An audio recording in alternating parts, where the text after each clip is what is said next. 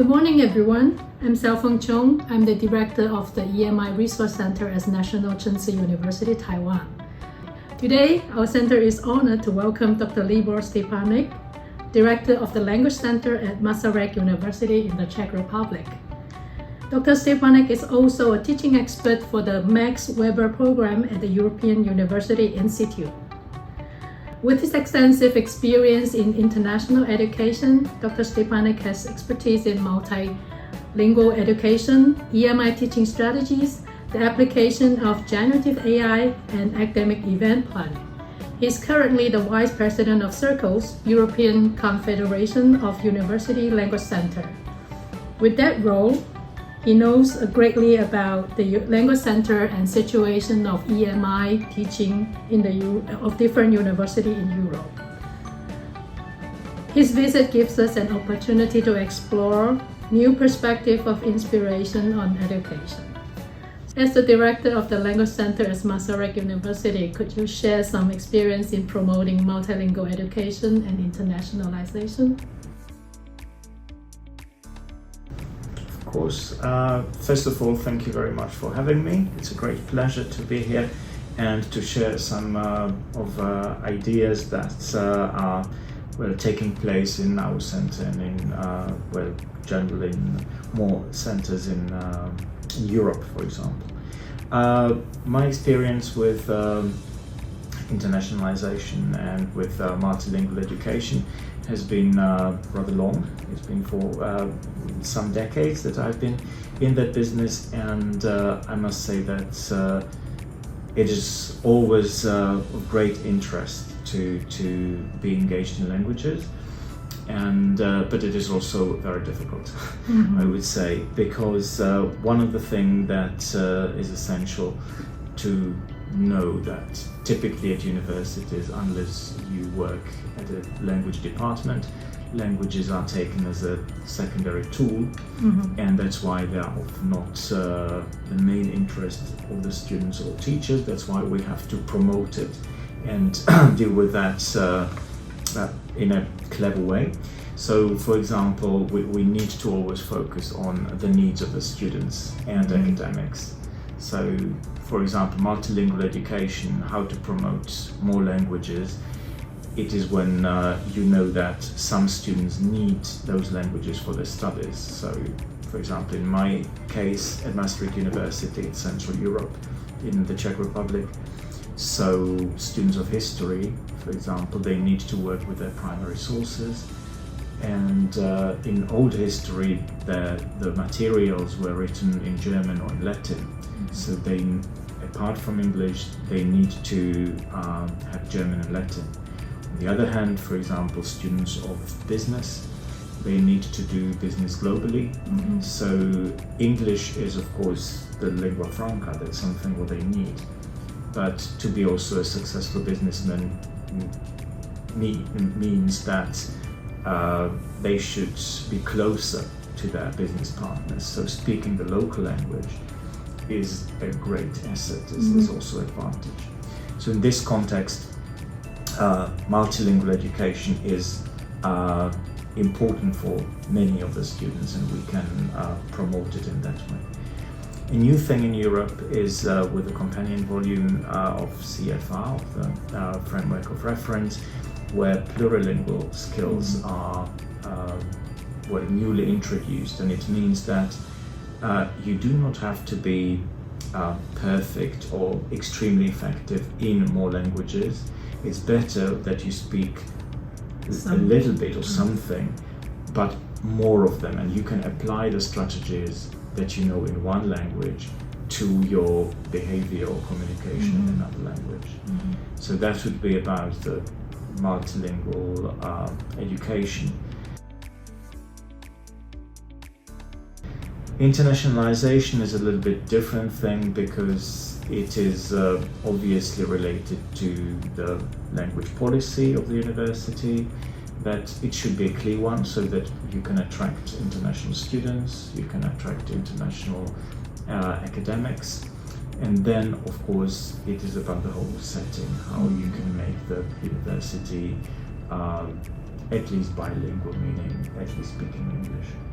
And in this context, obviously, you need to provide support to academics and to everybody. So it can be courses of EMI, it can be individual support, consultations, but also a lot of courses, for example, in English or in other languages, so that more international students can come and join. Okay. So have you encountered any challenges and how you overcome the challenges? Okay. Yes, there are obviously a lot of them. If I start with the internationalization, and I think that this is the big current issue, is the advantage of having one language used for everybody, which is English. But at the same time, there is this big threat that it will kind of dominate everything in research and in science in general. So, for example, what is happening now at many European institutions is that the language policies of the universities guarantee that terminology will exist also in the local languages.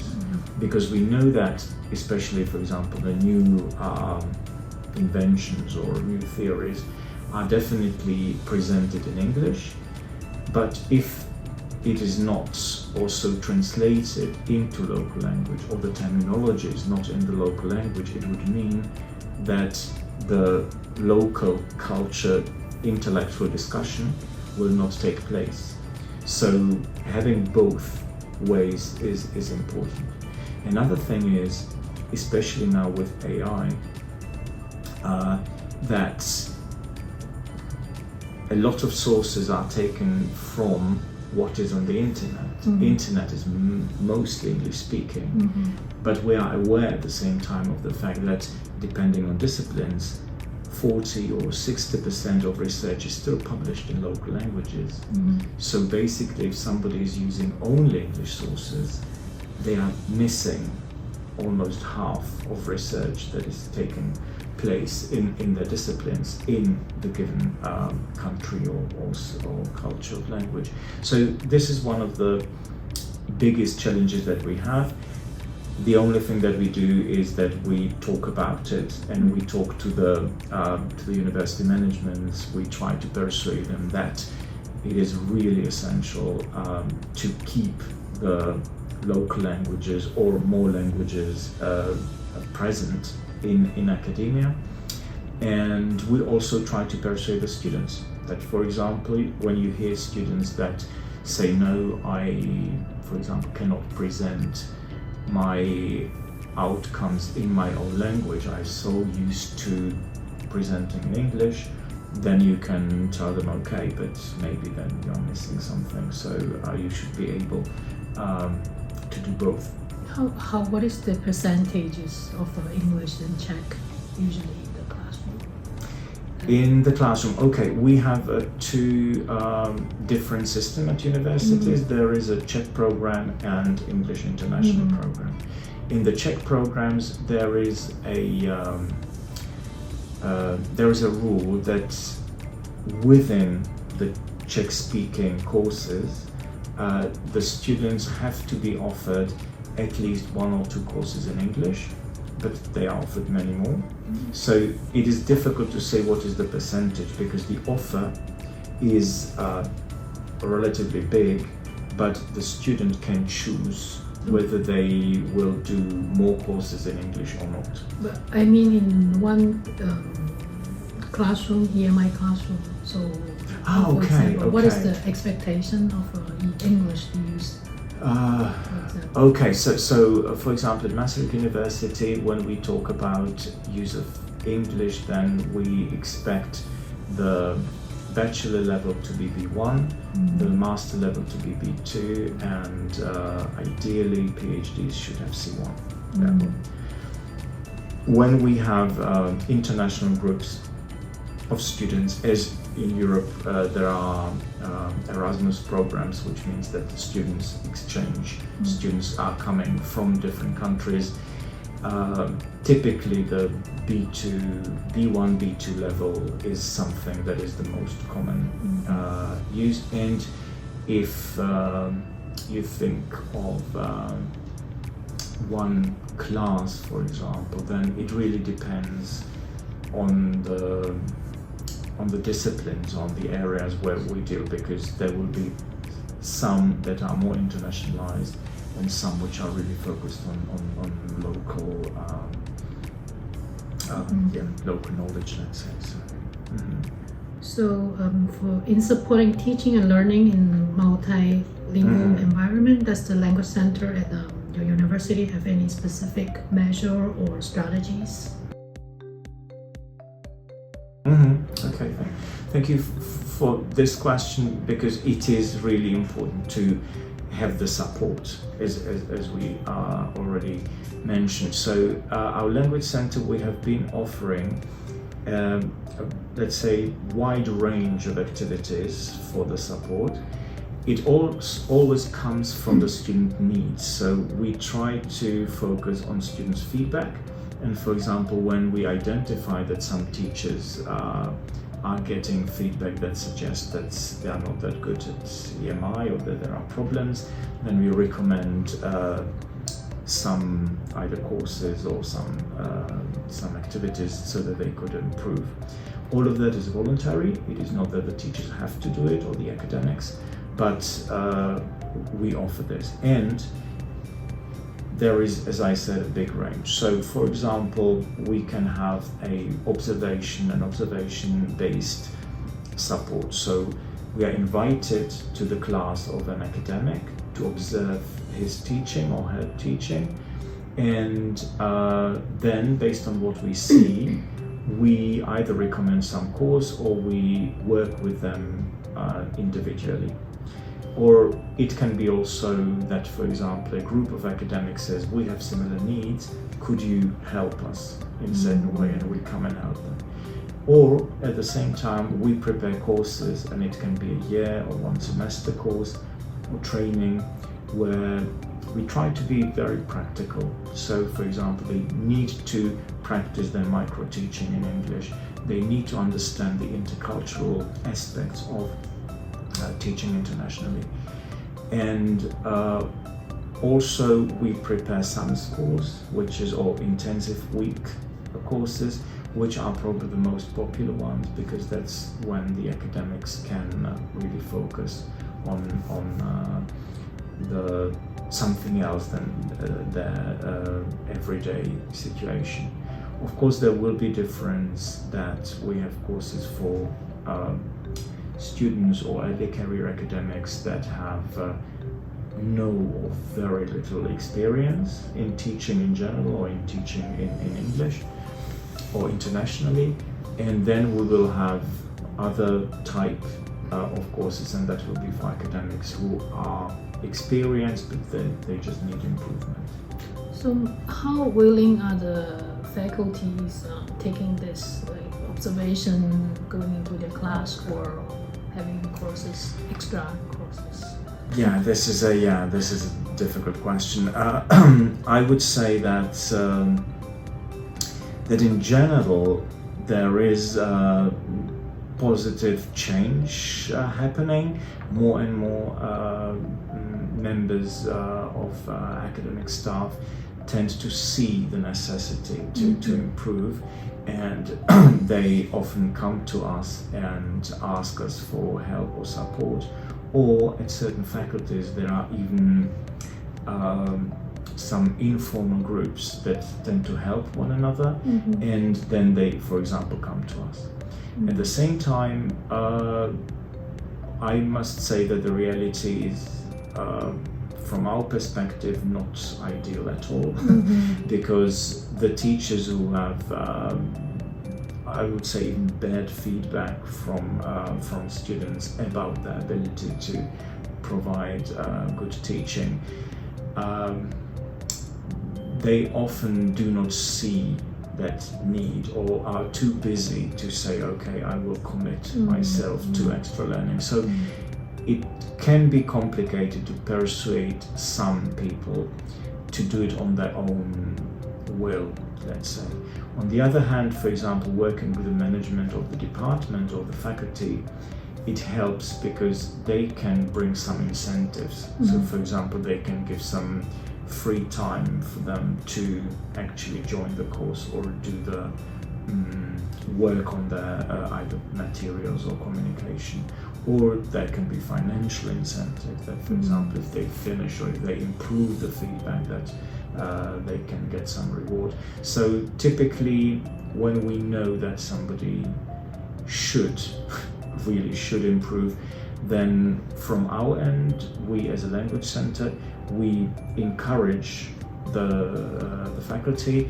On the other hand, we are in contact with the management of department and the colleges or faculties, and we try to tell them, look, you should also encourage them in different way. So does this work similarly for teachers and new faculty at the university? Yes.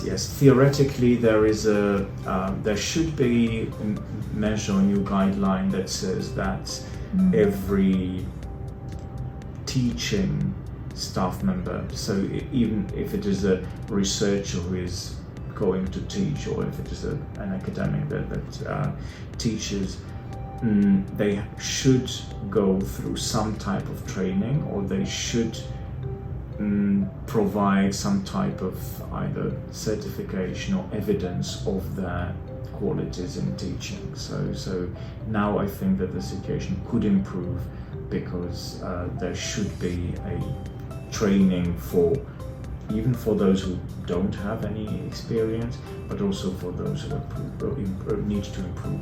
Okay. When you say you get feedback from the students, so do you do evaluation based on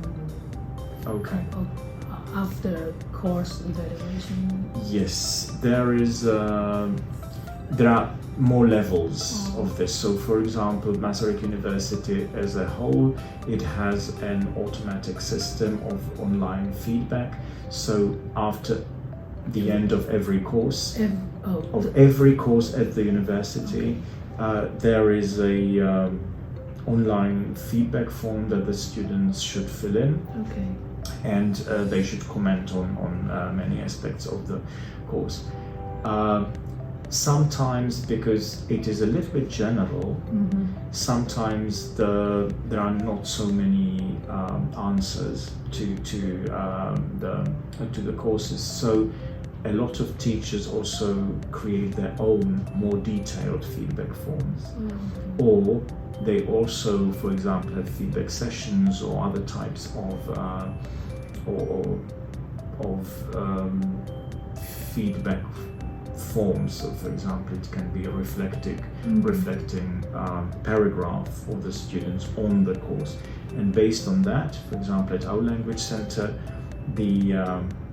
each individual teacher has to read all the feedback, reflect on that, and write a little report or comment to their superior, to the unit head.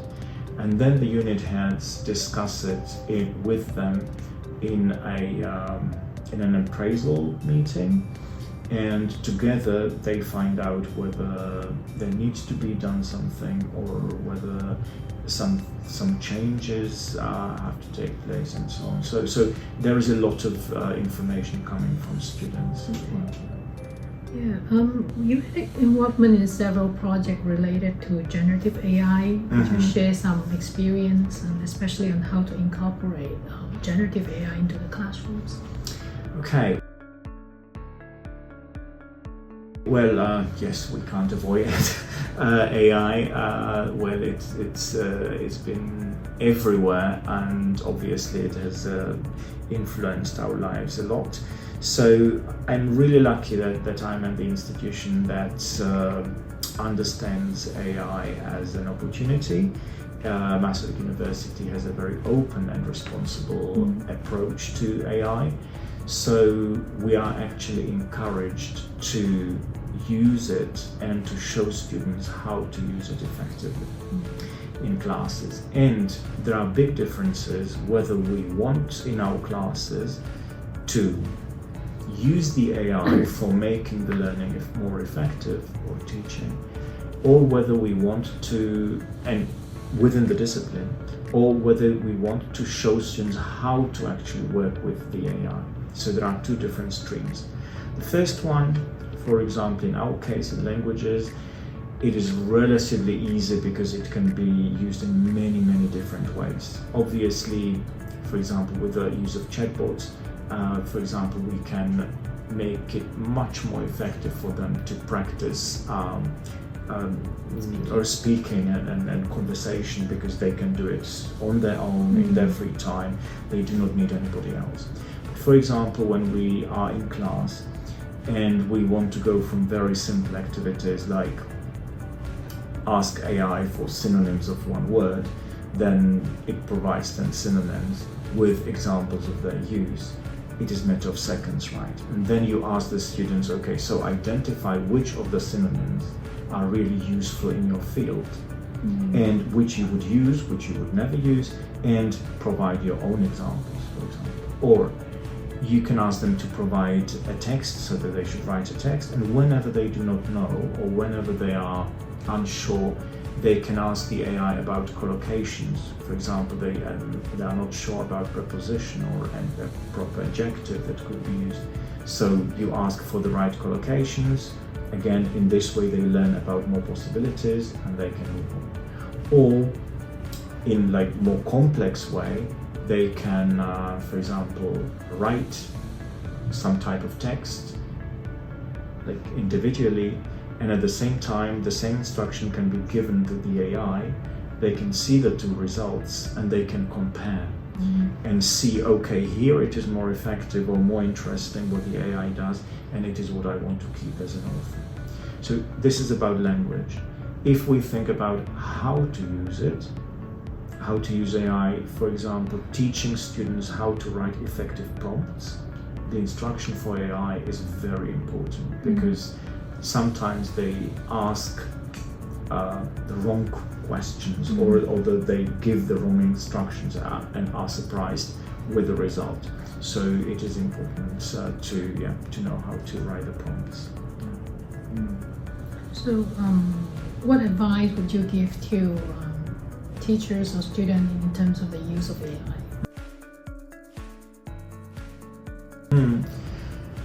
First of all, I would say that integrity is the most important thing.